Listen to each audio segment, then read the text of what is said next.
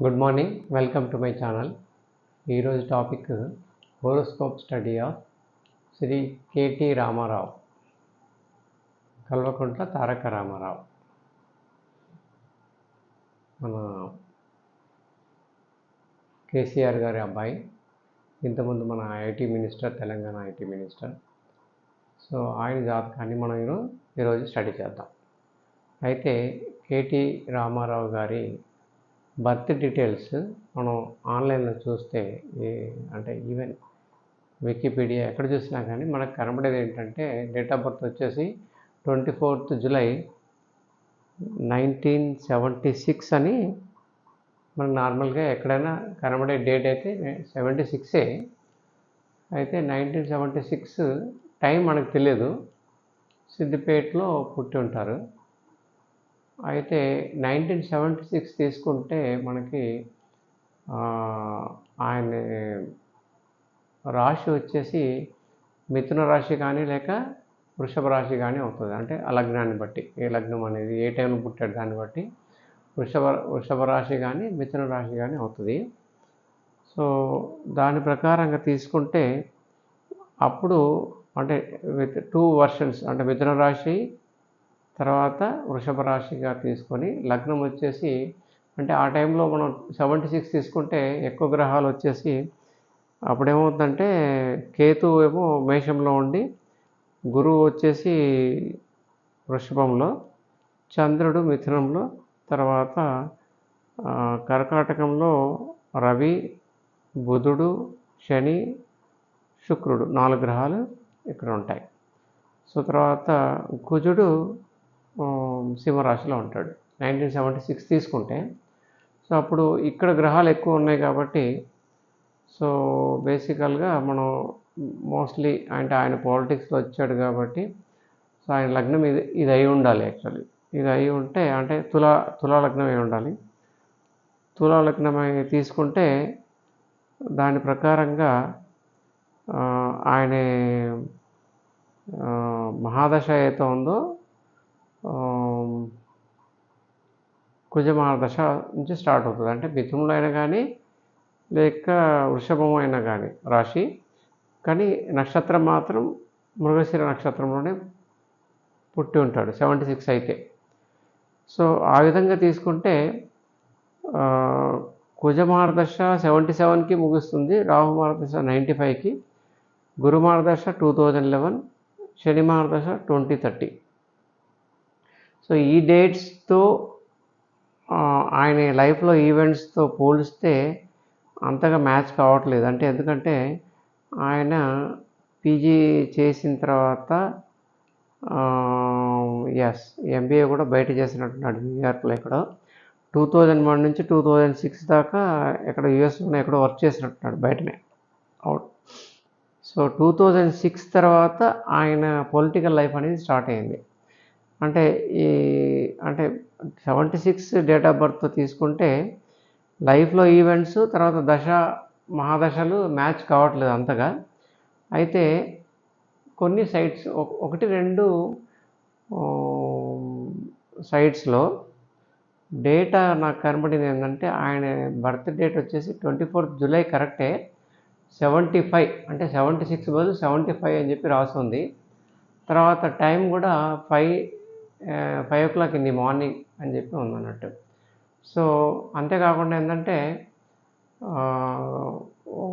2024 ఉగాది రోజు కూడా పంచాంగ శ్రవణం అప్పుడు కూడా నేను విన్నది ఏంటంటే, ఆయన అంటే కేటీ గారు పక్కనే ఉండగా ఆయన చెప్పింది, అంటే పంచాంగ శ్రవణంలో నేను విన్నది ఏంటంటే, ఆయన కేటీఆర్ గారి రాశి వచ్చేసి మకర రాశి అని. సో ఈ మకర రాశి తర్వాత పంచాంగ శ్రవణంలో విన్న డేటా, తర్వాత కొన్ని సైట్లో 1-2 సైట్లో ఉన్న ఈ డేటాని బట్టి చూస్తే, అంటే 24th July 1975 morning 5 AM Siddipet తీసుకుంటే మకర రాశి అవుతుందన్నట్టు ఆయనకి. తర్వాత లగ్నం వచ్చేసి మిథున లగ్నం అవుతుంది.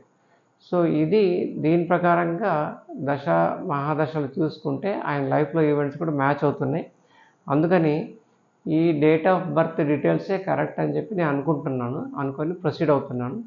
Anyway everything depends on the correctness of the date of birth. So అయితే సపోజ్ ఈ డేట్ ఆఫ్ బర్త్ మనం కరెక్టే అనుకొని మనం ప్రొసీడ్ అయ్యామనుకోండి, అప్పుడు ఏమవుతుందంటే ఈ డీటెయిల్ ప్రకారంగా మిథున లగ్నం అవుతుంది ఆయనకి, కేటీఆర్ గారిది. మిథున లగ్నం అయిపోయి రాశి వచ్చేసి మకర రాశి, శ్రవణ నక్షత్రం. సో అంటే ఆయన లైఫ్ అనేది చంద్రమా దశ స్టార్ట్ అయింది అన్నట్టు. ఓకే, చంద్రమా స్టార్ట్ అయిపోయి చంద్రమా దశ 1981కి క్లోజ్ అవుతుంది. తర్వాత కుజమార దశ 1988కి క్లోజ్ అవుతుంది. రాహుమార దశ 2006కి క్లోజ్ అవుతుంది. గురుమార దశ 2022కి క్లోజ్ అవుతుంది. సో గురుమార దశ ఏదో ఉందో 2006లో స్టార్ట్ అయిపోయి 2022కి క్లోజ్ అయింది. అంటే ఈ లగ్నం అయినప్పుడు గురువు అనేది 10th హౌస్ లార్డ్ కాబట్టి, సో క్యారియర్ పాలిటిక్స్ కానండి ఏదైనా కానండి, సో క్యారియర్ అనేది బాగా ఉచ్చ స్థితిలో వచ్చింది ఎప్పుడు అంటే 2006 నుంచి. సో 2006 నుంచి ఆయన పాలిటిక్స్లో అంటే టీఆర్ఎస్లో జాయిన్ అయిపోయి యాక్టివ్ పార్టిసిపేషన్ పాలిటిక్స్లో చేశాడు. కాబట్టి ఆయన లైఫ్లో ఈవెంట్స్ తర్వాత మహాదశ కూడా మ్యాచ్ అవుతుంది కాబట్టి ఇదే కరెక్ట్ అని చెప్పి నేను అనుకుంటున్నాను. అంతేకాకుండా ఈ డీటెయిల్స్ చూస్తే ఆయనకి గజకేసరి యోగం అనేది ఉంది. ఎందుకంటే మేషంలో గురువు ఉండి మకరంలో చంద్రుడు ఉన్నాడు. సో 90 degrees డిఫరెన్స్ ఉంది కాబట్టి గజకేసరి యోగం అంటే లగ్నం నుంచి కానీ చంద్రుడి నుంచి కానీ గురువు 90 degreesలో ఉంటే గజకేసరి యోగం ఉంటుందని చెప్పి అంటారు. సో ఆ విధంగా ఆయనకి గజకేసరి యోగం ఉంది. తర్వాత పంచమహాపురుష యోగాల్లో భద్రమహాపురుష యోగం అనేది ఉంది ఈ లగ్నంలో బుధుడు ఉన్నాడు కాబట్టి భద్రమహాపురుష యోగం అనేది ఆయనకు ఉంది. అంతేకాకుండా గురుమంగళ యోగం కూడా ఉంది. ఎందుకంటే గురువును కుజుడు ఒకే రాశిలో మేషంలో ఉన్నారు కాబట్టి గురుమంగళ యోగం అనేది కూడా ఆయనకి ఉందన్నట్టు వర్తిస్తుంది. అంతేకాకుండా రాశ్యాధిపతి పరివర్తన యోగం కూడా ఉంది. అదేంటంటే చంద్రుడు కర్కాటక రాశి యొక్క అధిపతి అయిన చంద్రుడు మకరంలో ఉన్నాడు, మకర రాశి అధిపతి అయిన శని కర్కాటకంలో ఉన్నాడు కాబట్టి రాశ్యాధిపతి పరివర్తన యోగం ఉంది. అంటే ధన అష్టమాధిపతి యొక్క పరివర్తన యోగం. సో ఈ విధంగా 4 మంచి యోగాస్ అనేవి ఉన్నాయి ఆయనకి. సో అయితే కేటీఆర్ గారు 2001 నుంచి 2006 దాకా ఈ was doing work at USA. తర్వాత 2006 నుంచి పాలిటిక్స్లో స్టార్ట్ అయ్యాడు. 2009లో ఎమ్మెల్యే అయ్యాడు. 2014లో క్యాబినెట్ మినిస్టర్ అయ్యాడు. టీఆర్ఎస్ పవర్లోకి వచ్చింది. 2019లో మళ్ళీ క్యాబినెట్ మినిస్టర్ అయ్యాడు. సో ఇదంతా ఎప్పుడు జరిగింది? గురుమార దశ ఉన్నప్పుడు జరిగింది ఆయనకి. సో గురువు అనేవాడు దశమాధిపతి కాబట్టి ఆ విధంగా హెల్ప్ అయిందని చెప్పొచ్చు. అంతేకాకుండా శని కూడా భాగ్యాధిపతి అయిన శని గురువు నక్షత్రంలో ఉన్నాడు, పునర్వసు నక్షత్రంలో. అలాగే బుధుడు కూడా పునర్వసు నక్షత్రంలో ఉన్నాడు. ఓకే, సో అయితే ఆయన రాశి చక్రంలో మనం గ్రహాలు ఎలా ఉన్నాయంటే గురువు వచ్చేసి కేతు నక్షత్రంలో అశ్వినిలో ఉన్నాడు. తర్వాత కుజుడు భాగ్యాధిపతి శుక్ర నక్షత్రంలో ఉన్నాడు, భరణి నక్షత్రంలో. తర్వాత కేతు రవి నక్షత్రంలో ఉన్నాడు, కృత్తిక నక్షత్రం. దెన్ బుధుడు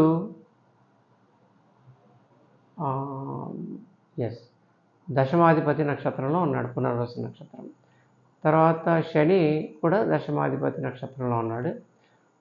అండ్ రవి శని నక్షత్రంలో ఉన్నాడు, భాగ్యాధిపతి నక్షత్రం. తర్వాత శుక్రుడు పంచమాధిపతి నక్షత్రంలో ఉన్నాడు, ఉబ్బ నక్షత్రం. సో థర్డ్ హౌస్లో ఉన్నా కానీ పవర్ఫుల్గా ఉన్నాడు, భాగ్యస్థానాన్ని వీక్షిస్తున్నాడు కాబట్టి ఈ విల్ హ్యావ్ లక్. తర్వాత రాహు శని నక్షత్రంలో ఉన్నాడు, అనురాధ నక్షత్రంలో. చంద్రుడు ధనాధిపతి అష్టమంలో చంద్ర నక్షత్రంలోనే ఉన్నాడు, శ్రవణ నక్షత్రంలో. సో అంతేకాకుండా మనం ఇంకా డీటెయిల్గా చూస్తే ఇప్పుడు లగ్నము మిథున లగ్నం కదా. సో రెండవ హౌస్ వచ్చేసి కుటుంబ స్థానం. సో కుటుంబ స్థానంలో శని అండ్ సన్ రవి ఇద్దరు ఉన్నారంటే, అంటే ఆయన కుటుంబం ఏదైతే ఉందో, పుట్టిన కుటుంబం ఏదైతే ఉందో పొలిటికల్లీ యాక్టివ్ బాగా, అంతే కదా. మరి కేసీఆర్ చీఫ్ మినిస్టర్ కూడా అయ్యాడు, తర్వాత పొలిటికల్లీ ఈజ్ వెరీ యాక్టివ్ ముందు నుంచే. సో ఆ విధంగా అది మ్యాచ్ అవుతుంది. తర్వాత థర్డ్ హౌస్లో వీనస్ ఉన్నాడంటే ఆయన మాటలు చాలా వినసొంపుగా ఉంటాయి, కరెక్టే కదా. So that is also matching. So ఆ విధంగా ఈ మిథున లగ్నము మకర రాశి ఆయన జాతకం ప్రకారం కరెక్టే అని నేను అనుకుంటున్నాను. ఓకే. సో అయితే ఇప్పుడు 2022 నుంచి ఆయనకి శని మహాదశ అనేది స్టార్ట్ అయింది.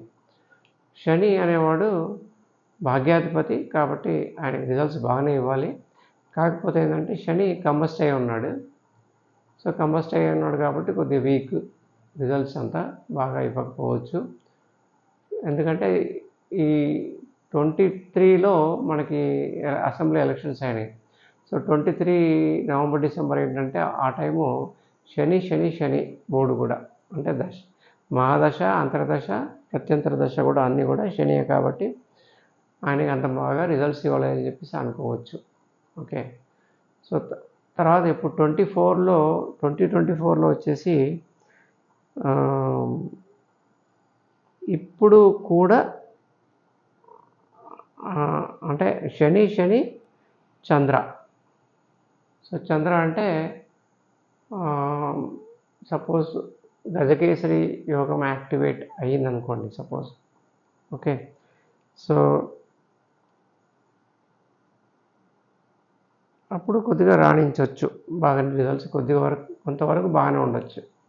అంటే ఎంపీ ఎలక్షన్స్లో మరి అంత బాగా రిజల్ట్స్ రాకపోవచ్చు, బట్ బీఆర్ఎస్కి మేబీ 3 సీట్స్ రావచ్చు అనుకుంటాను. అంటే ఇంతకుముందు చేసినట్టుగా మనం రేవంత్ రెడ్డి కూడా చూసాం కాబట్టి. తర్వాత బీజేపీ ఎవరు, మన నరేంద్ర మోడీ గారిది కూడా చూసాం కాబట్టి. సో మనం ఇంతకుముందు అనుకున్నట్టుగా బీజేపీకి 8 సీట్లు, అంటే 17 సీట్స్ ఎంపీ సీట్స్లో బీజేపీకి 8 వచ్చాయనుకోండి, కాంగ్రెస్కి 6, బీఆర్ఎస్కి 3. అలా కాకుండా కాంగ్రెస్కి 8 వస్తే బీజేపీకి 6, బీఆర్ఎస్కి 3 అలా రావచ్చు అనుకుంటాను. ఓకే. కానీ కేటీఆర్ గారికి జూన్ 25 తర్వాత మారుతుంది, అంటే అంతర్దశ మారుతుంది.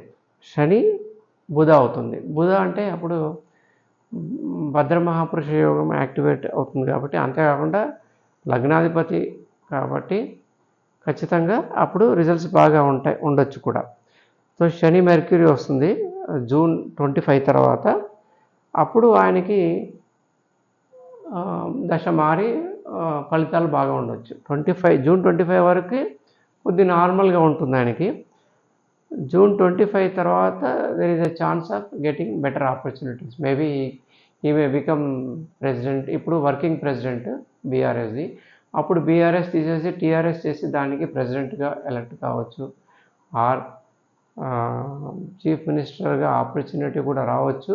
కానీ అంటే చీఫ్ మినిస్టర్గా ఆపర్చునిటీ కొద్దిగా తక్కువే, అంత స్ట్రాంగ్ 10th హౌస్ అంత స్ట్రాంగ్గా ఏం లేదు. అంటే ఓకే, రాహు ఆస్పెక్ట్ చేస్తున్నాడు, జూపిటర్ ఓకే బాగానే ఉన్నాడు, లాభంలో ఉన్నాడు. తర్వాత శని మెర్క్యూరీ కూడా 2 కూడా 10th హౌస్లో ఉన్నాయి కాబట్టి chances are there, but not that very strong. Okay. Thank you, and thank you for watching the video.